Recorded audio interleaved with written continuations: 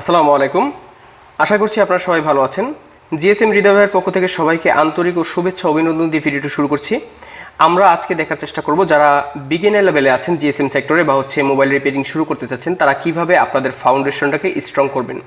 একটি বিষয় মাথায় রাখতে হবে, যখন আপনি মোবাইল রিপেয়ারিং করবেন বা মোবাইল রিপেয়ারিং সেক্টরে যদি প্রফেশনালভাবে কাজ করতে চান, তাহলে মোবাইল মাদারবোর্ড কী নাম, কোন কম্পোনেন্টগুলো বা কোন পার্টসগুলো কিভাবে কাজ করে, আমি চেষ্টা করব আপনাদের জন্য step by step series tutorial করার জন্য।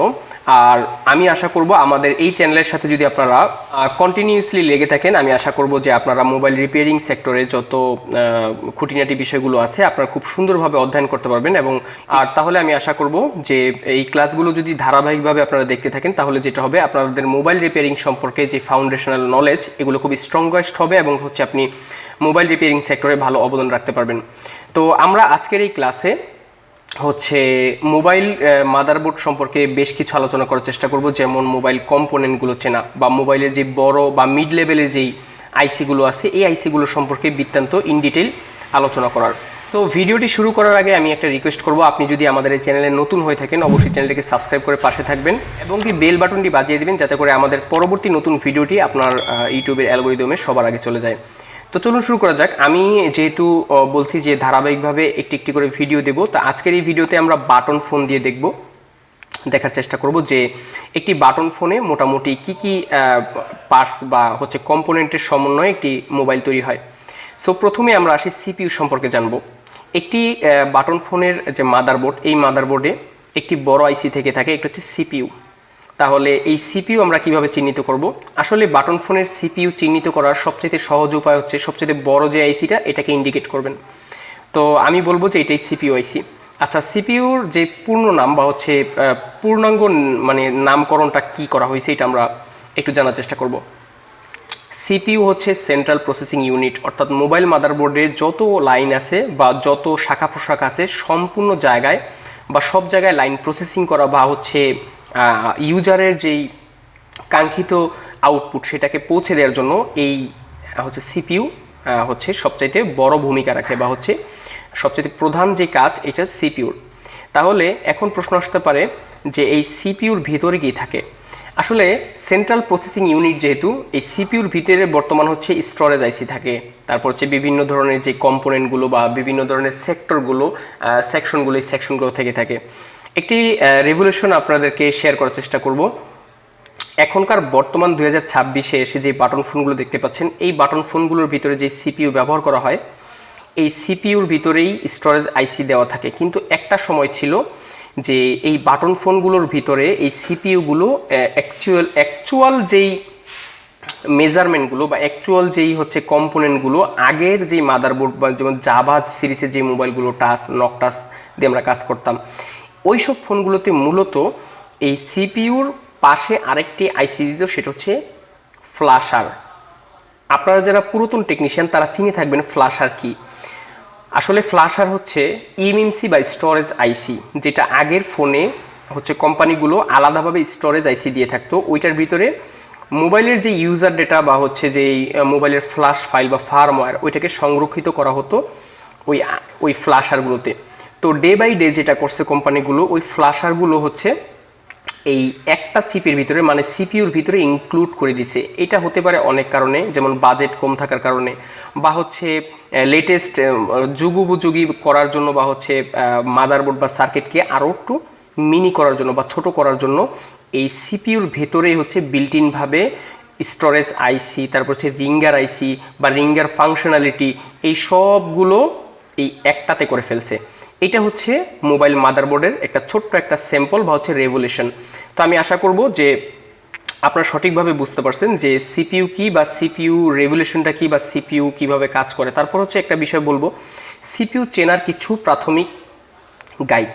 প্রথমত সিপিইউ কিভাবে চিহ্নিত করবেন আপনারা, একটা বিষয় মাথায় রাখবেন, সিপিইউ এটা সেন্ট্রাল প্রসেসিং ইউনিট এবং এই সিপিইউ বিভিন্ন কোম্পানি তৈরি করে থাকে, যেমন স্প্রেডরাম, মিডিয়াটেক, কোয়ালকম, এক্সিনোস, ব্রডকম।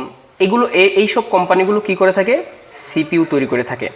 তাহলে আপনারা যদি একটু খেয়াল করেন, আমি যদি একটু ভালো মতো দেখাই যে এটার কি লেখা আছে এখানে, মিডিয়াটেক, তার মানে এটাই সিপিইউ। তারপর হচ্ছে সিপিইউ চেনার জন্য কোম্পানি প্লাস বাটন ফোনে একটি বড় আইসি থাকে, ওইটাই সিপিইউ। এই কম্বিনেশন ধরে আপনারা হচ্ছে সিপিইউটাকে আইডেন্টিফাই করবেন আমি আশা করব। তাহলে আমি আশা করব এই কয়টা সাইন দেখে আপনি সিপিইউ নির্ণয় করতে পারবেন। এটা হচ্ছে সিপিইউ। বাটন ফোনের পাওয়ার আইসি প্রশ্ন আসতে পারে কোথায় থেকে থাকে। বিষয়টা হচ্ছে যে বাটনের পাওয়ার আইসি কোনো আলাদা বা এক্সট্রা সেপারেট করে দেওয়া হয় না। একটা সময় ছিল, এটা অনেক আগে, যখন নাকি চাইনিজ ফোনগুলো একেবারে নতুন আসে, তখন কিন্তু কোম্পানিগুলো এই সিপিইউর পাশাপাশি পাওয়ার আইসিও আলাদা এক্সটার্নাল জায়গা বা আলাদা সেকশন করে আইসিগুলো বসানো হতো। কিন্তু বর্তমান সময়ে এসে পাওয়ার আইসি বলেন, রিঙ্গার আইসি বলেন, ফ্ল্যাশার আইসি বলেন, এই সবগুলো আইসি একটা আইসির সমন্বয় করে। এর জন্য আমরা অন্য কোনো আইসি এটার ভিতরে দেখতে পাই না। এই হচ্ছে মোটামুটি বাটন ফোনের যে হচ্ছে সিপিইউ বা হচ্ছে প্রসেসরের যে কার্যকলাপ। এখন আসি যে অ্যান্ড্রয়েড মাদারবোর্ডে বা ম্যানুফ্যাকচারাররা যেই অ্যান্ড্রয়েড মাদারবোর্ডগুলো তৈরি করে, সেই মাদারবোর্ডগুলো কিভাবে হচ্ছে স্ট্রাকচার করে। আমি আমার হাতে দেখতে পাচ্ছেন, আমি বড় একটি মাদারবোর্ড নিচ্ছি, একটা ট্যাবের মাদারবোর্ড। ট্যাবের মাদারবোর্ড অ্যান্ড্রয়েডের মাদারবোর্ডের স্ট্রাকচার মোটামুটি সেম, একেবারে হুবহু সেম বলতে পারেন। কিন্তু আমি এই ট্যাবের মাদারবোর্ড নিচ্ছি, তার কারণ হচ্ছে যদি বড় মাদারবোর্ড দিয়ে হচ্ছে নতুন যারা বিগিনিং লেভেল থেকে শুরু করতে চাচ্ছেন, তাদেরকে যদি ট্যাবের মাদারবোর্ড দিয়ে আমি বোঝাই, তাহলে যেটা হবে খুব সহজেই স্ট্রাকচারাল ওয়েতে বোঝানো যাবে এবং খুব সহজভাবে হচ্ছে আপনাদেরকে আমি এই ক্লাসটা সম্পন্ন করাতে পারবো। তাহলে আমরা বুঝতে পারলাম বড় মাদারবোর্ড দিয়ে বোঝালে যেটা হবে, আপনারা সহজে আইডেন্টিফিকেশন করতে পারবেন ছোট মাদারবোর্ড দিয়েও। তাহলে আমরা প্রথমেই সিপিইউ সম্পর্কে জানবো। তাহলে সিপিইউ সম্পর্কে যদি জানতে চাই, আমি গেস করব যে আপনারা অলরেডি বুঝে গেছেন সিপিইউ কোনটা। সিপিইউ হচ্ছে এটা। সিপিইউর পূর্ণ নাম হচ্ছে সেন্ট্রাল প্রসেসিং ইউনিট।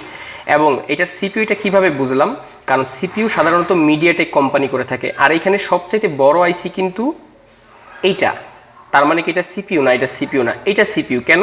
কারণ সিপিইউ মিডিয়াটেক কোম্পানি তৈরি করে থাকে এবং সিপিইউর বেশ কিছু মডেল হয়ে থাকে। মিডিয়াটেক কিছু ভেরিয়েন্ট করে থাকে, মডেল করে থাকে। স্প্রেডট্রাম এরা কিছু সিপিইউ তৈরি করে থাকে।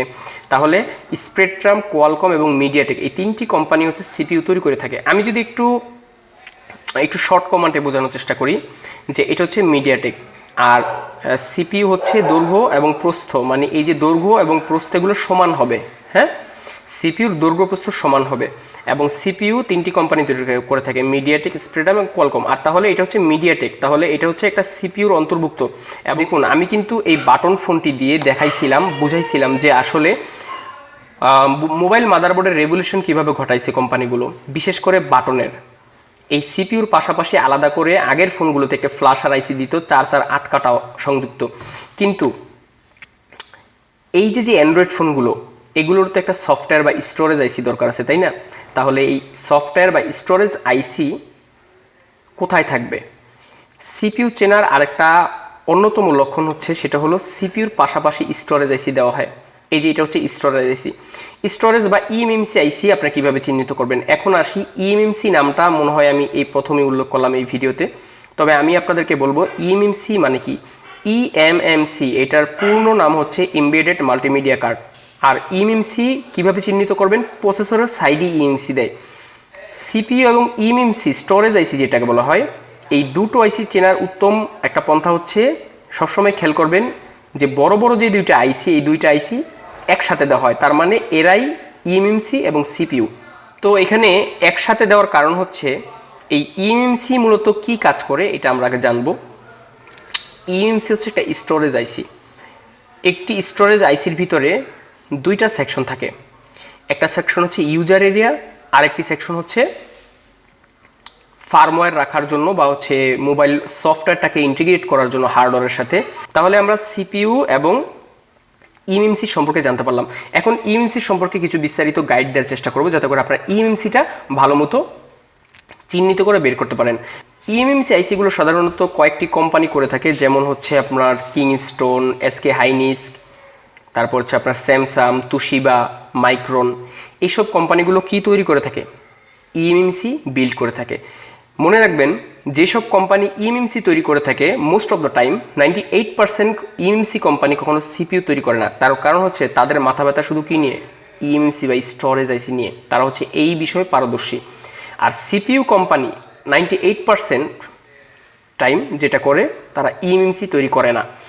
স্যামসাংয়ের ক্ষেত্রে একটু ভিন্ন বিষয়, স্যামসাং কিছু কিছু কোম্পানি ইএমসি তৈরি করে থাকে। আচ্ছা, এখন আমরা এই দুটো আইসির সম্পর্কে, সরি মানে মাদারবোর্ডটা পড়ে গেছিল, তো আমরা এখন দুটো আইসির সম্পর্কে ভালো মতো জানতে পারলাম যে কিভাবে চিহ্নিত করা যায় বা হচ্ছে কিভাবে সিপিইউ আইডেন্টিফিকেশন করব বা ইএমসি আইডেন্টিফিকেশন করব। এখন আমরা পাওয়ার আইসি সম্পর্কে A to Z বিস্তারিত আলোচনা করার চেষ্টা করব। আমরা কিন্তু আজকের এই ভিডিওটি আমি অলমোস্ট শেষ করে দিয়েছি। পাওয়ার আইসি সম্পর্কে আমরা বিস্তারিত দেখার চেষ্টা করব, পাওয়ার আইসি কি, কেন।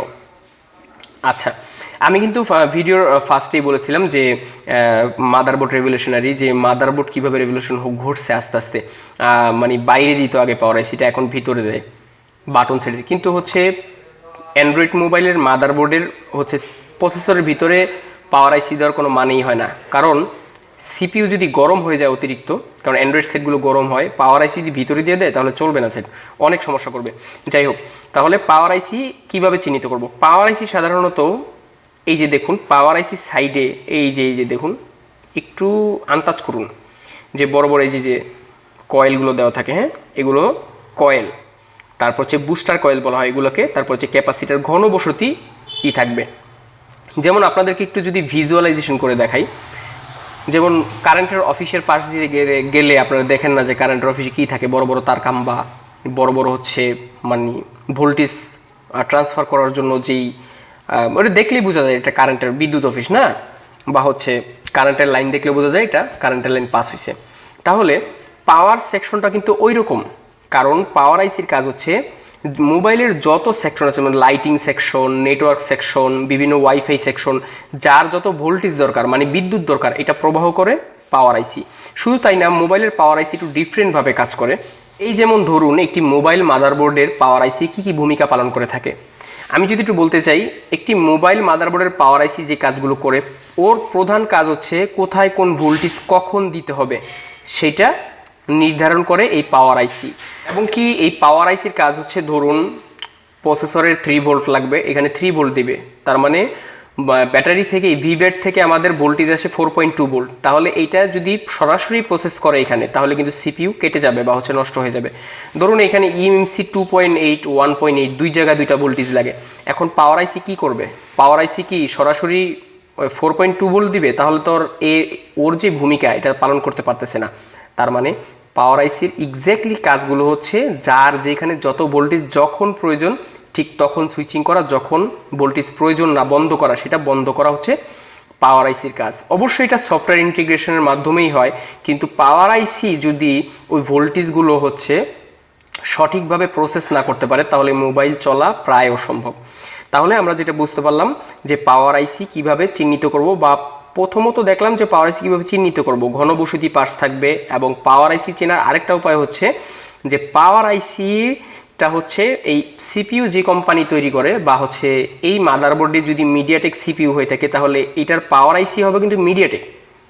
এটা আরেকটা হচ্ছে বেস্ট টিপস আপনাদের জন্য, যে পাওয়ার আইসি কিভাবে আইডেন্টিফিকেশন করে বের করবেন, যে পাওয়ার আইসি কিভাবে বের করতে হয়। হ্যাঁ, আপনারা যদি না বুঝে থাকেন অবশ্যই কমেন্ট বক্সে জানাবেন, আমি আরও ভালোভাবে অথবা বিস্তারিত আরও ভিডিও নিয়ে আসার চেষ্টা করবো। আর যদি এই ভিডিওটা দেখে বুঝতে পারেন সব কিছু, তাহলে মাশাল্লাহ, আমি আশা করব যে আপনারা নেক্সটে অন্যান্য মাদারবোর্ডগুলো ঘেটে এই সূত্রগুলো ব্যবহার করে আপনারা ফাইন্ড আউট করতে পারবেন যে ওই মোবাইলের পাওয়ার আইসি কোনটা, সিপিইউ আইসি কোনটা, ইএমসি আইসি কোনটা, হ্যাঁ, এবং কোনটার কী কাজ, এক্স্যাক্টলি কোন রোলগুলো প্লে করে, এগুলো যদি বুঝতে পারেন, তো আমি আশা করব যে পরবর্তী যেই টেকনিশিয়ানরা বা হচ্ছে পরবর্তী যে জেনারেশন যারা বিগিনিং লেভেল থেকে শুরু করতে চান তারা অবশ্যই এই সেক্টরে ভালো অবদান রাখতে পারবেন। আর একটি বিষয় যে আমাদের এই চ্যানেলে সাথেই থাকবেন আপনারা, আমরা চেষ্টা করব ধারাবাহিকভাবে step by step part 1 part 2 part 3 video নিয়ে আসার। আর ভালো থাকবেন, সুস্থ থাকবেন। ভিডিওটি কেমন হলো কমেন্ট বক্সে জানাবেন, পরবর্তীতে কি ভিডিও চান সেটাও জানাবেন। আসসালামু আলাইকুম রহমতুল্লাহ।